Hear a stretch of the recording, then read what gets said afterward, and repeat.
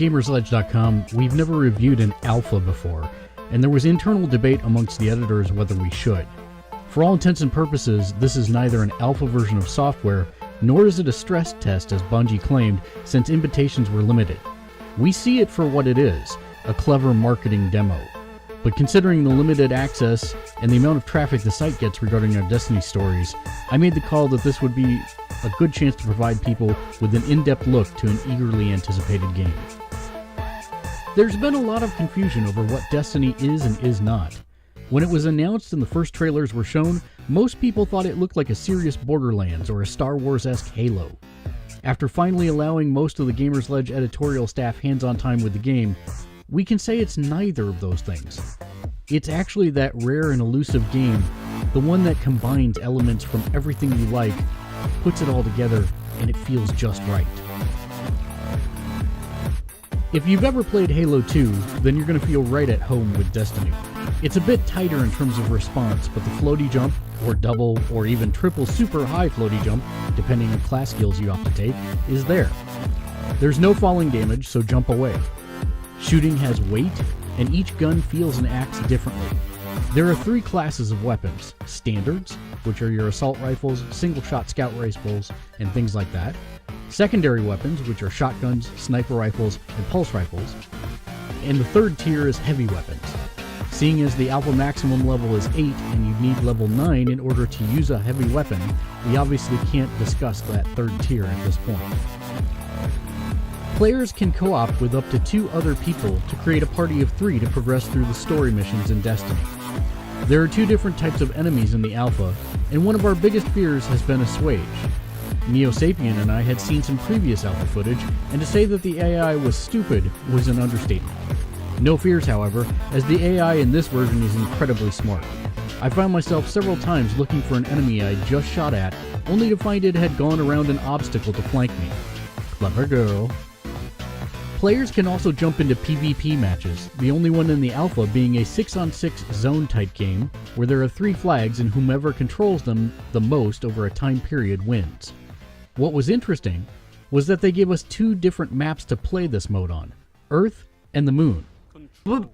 Gravity did work normally on the Moon, but you did get unique vehicles and turrets to play with, and you didn't have to worry about things like oxygen. 3 classes of characters are offered: Titans, which are tanks or characters who suck up a lot of damage; Warlocks, who are area of effect damage dealers; and Hunters, which are single-shot precision killers. Each has their own special abilities and progressing skill trees to unlock. Any character can use any weapon, but the more you use it, the more it levels up as well, unlocking new skills and abilities. Your armor also levels up, unlocking new perks and abilities like the ability to store more ammo of a certain type.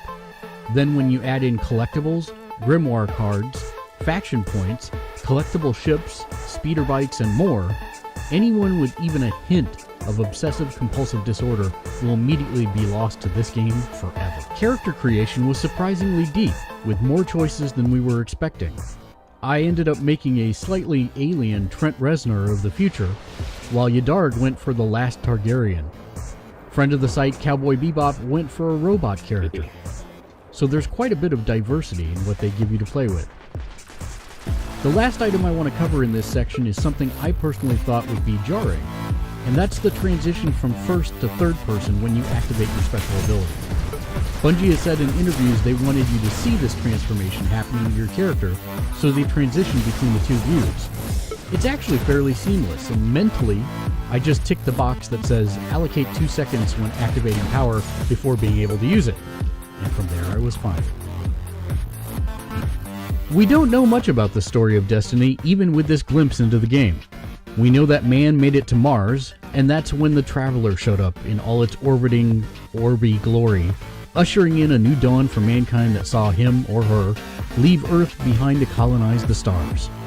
For 100 years, everything was peachy in space, but now a darkness.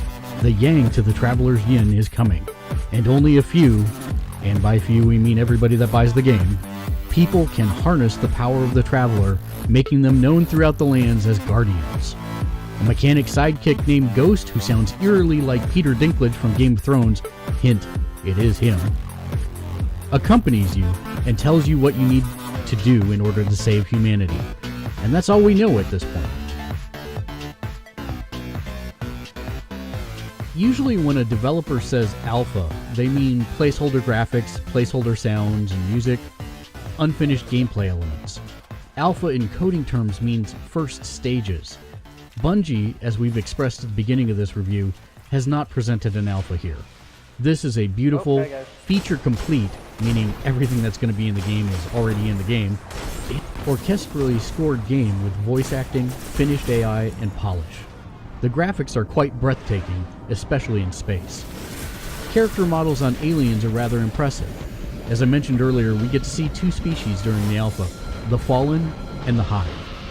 The music is beautiful, and you can tell it was composed in the same vein as Halo, rich, deep, and cinematic.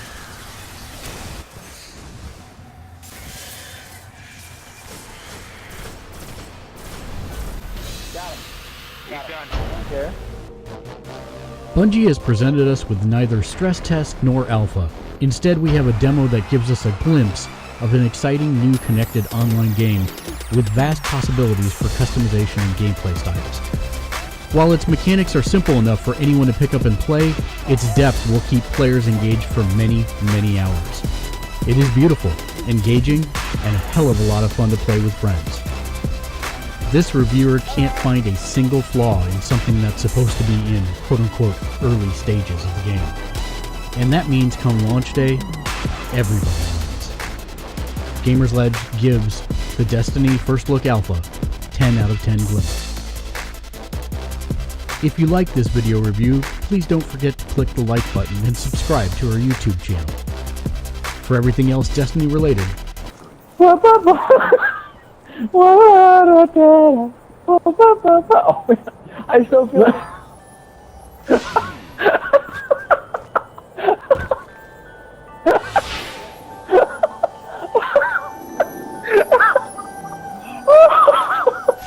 keep it locked to Gamersledge.com.